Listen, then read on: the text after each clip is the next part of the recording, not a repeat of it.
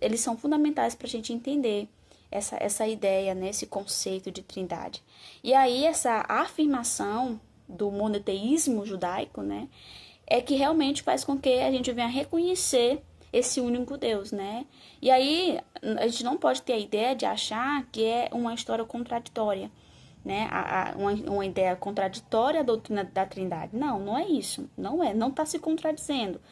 Essa ideia de Trindade, ela vai se inserir, né, dentro da revelação do mesmo Deus que sempre existiu, né? Então essa continuidade, ela enfatiza, na verdade, né, que essa essência de Deus, ela vai permanecer a mesma, ela não vai mudar, independentemente da época, do contexto que nós estamos inseridos. Apesar de que nós que fazemos parte da história, nós temos um ditado bem interessante, né, que somos filhos do nosso tempo, né? Somos filhos do nosso tempo. Nós somos filhos do nosso tempo, realmente, né? A gente não vai viver uma época, pular épocas, não vamos fazer isso. Mas quando se fala de Deus, relacionado da sua santidade, não tem esse negócio de filho de minha época, eu sou filho da minha época, não. Deus, ele é Deus, ele vai continuar sendo Deus, independentemente do contexto, da época que vai ser falado sobre ele vai continuar sendo eles, né? Deus, Pai, Filho e Espírito Santo. E cada um vai ter a sua singularidade, vai ter a sua distinção, né? Lá no reino, né? Podemos dizer assim, no reino deles. É muito interessante essa história, muito interessante mesmo. E aí, quando a gente vem para a parte A do texto, que ele vai falar sobre cada uma das três pessoas, elas vão ser chamadas de Deus, né?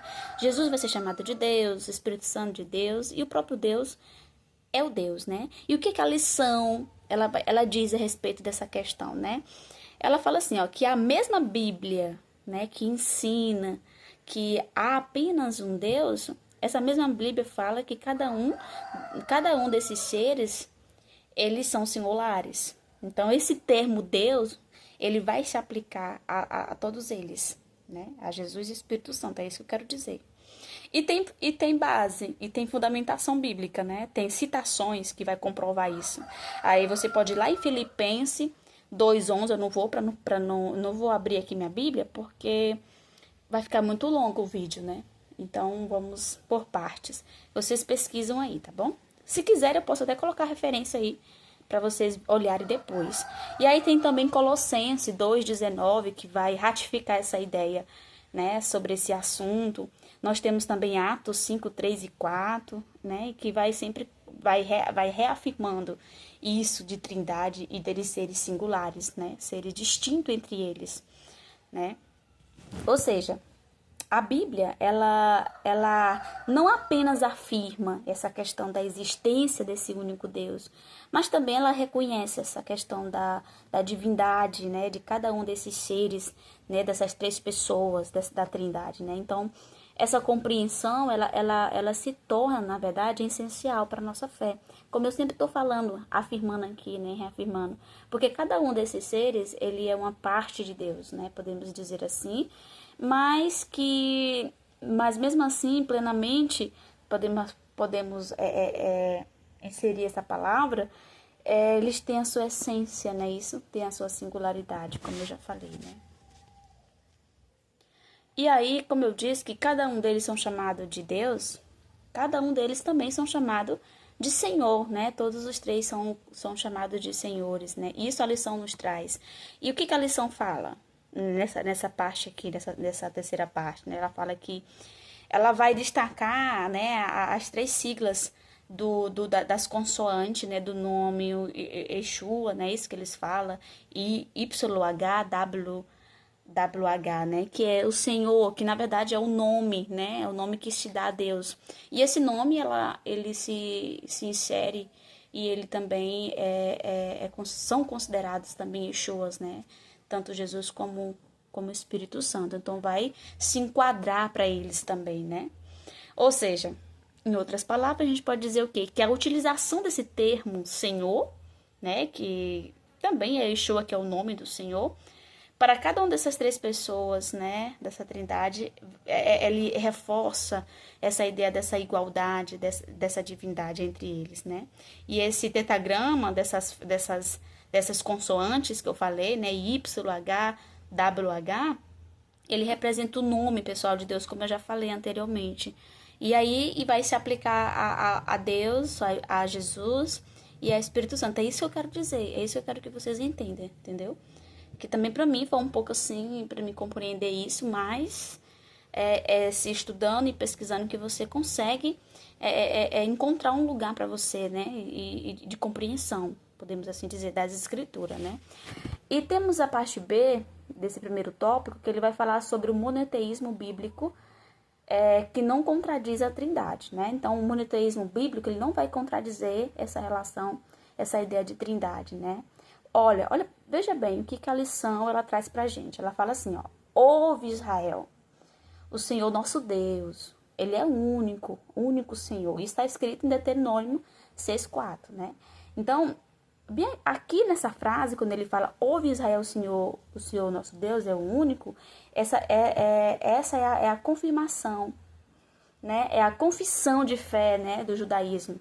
Então, essa palavra hebraica, na verdade, que o texto traz uma palavra hebraica, parece que, se eu não estiver enganada, é Echat, acho que é assim a pronúncia, que significa único, né? É o único Deus. Ele vai indicar a unidade composta, né? Que é o mesmo termo que vai ser utilizado também para afirmar que, quando ele fala sobre marido e mulher, né? Que casam, ele fala que quando o homem se casa com a mulher, eles vão se tornar uma gaguejei, vai se tornar uma só carne, né? E da mesma forma é assim com Deus, Espírito Santo e Jesus, vão se tornar um só, mas cada um tem a sua singularidade, a sua especificidade, tem o seu lugar social, falando do homem e da mulher na sociedade, assim como Deus e Jesus, Espírito Santo também, eles podem ser um só, mas que cada um deles tem essa distinção no reino, lá no céu, né? Então, eles são pessoas separadas. E ao mesmo que seja visto pela sociedade como único, é só um, não é. Eles têm distinção.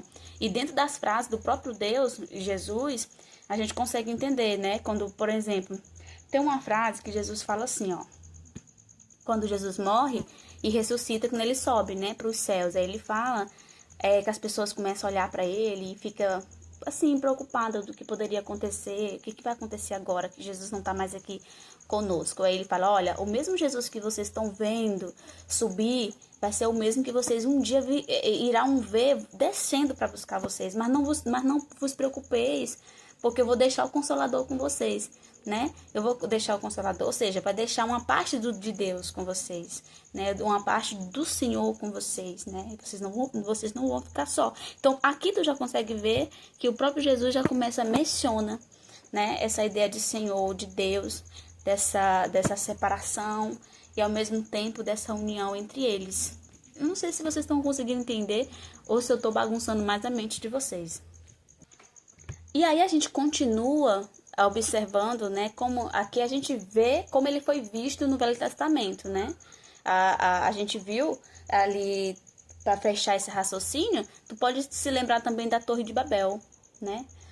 Quando ele fala, desçamos lá e confundamos as línguas deles para que eles não compreendam uns aos outros. Aqui tu percebe, quando ele fala isso, desçamos lá, não é só uma pessoa.